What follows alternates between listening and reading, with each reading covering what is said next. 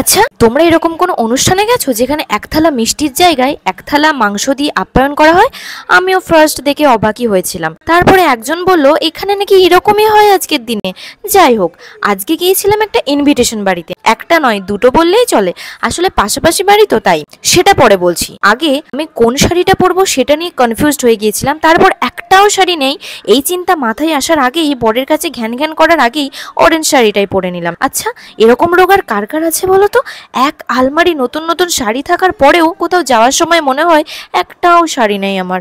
বাদ দাও, এটা তো মেয়েদের জন্মগত অধিকার। বকতে বকতে দেখো রেডিও হয়ে গেলাম। জানি ব্লাউজটা হয়তো অন্য কালার পরলে বেশি ভালো লাগতো, বাট বিশ্বাস করো এর আগের কোনো ব্লাউজই আর আমার গায়েই হয় না। ফিটিংস খুলতে হবে এবার। এরকমই নিমন্ত্রণ বাড়ি খেয়ে খেয়ে ওজন বাড়িয়ে ফেলেছি যে, সেই যে শুরু হয়েছে আইবুড়ো ভাত টু বিবাহিত ভাত, এখনো চলছে। আরে কেমন লাগছে আমাকে সেটাই তো জানা হলো না, কমেন্টে জানাও তো জলদি। এবার আসি মাংসর কথায়। যাবার পরেই দেখি মিষ্টির সাথে সাথেই এক থালা মাংস বসিয়ে দিল। খুব টেস্টি ছিল, কিন্তু চিকেন অয়েল ফ্রাই টাইপের বানিয়েছিল।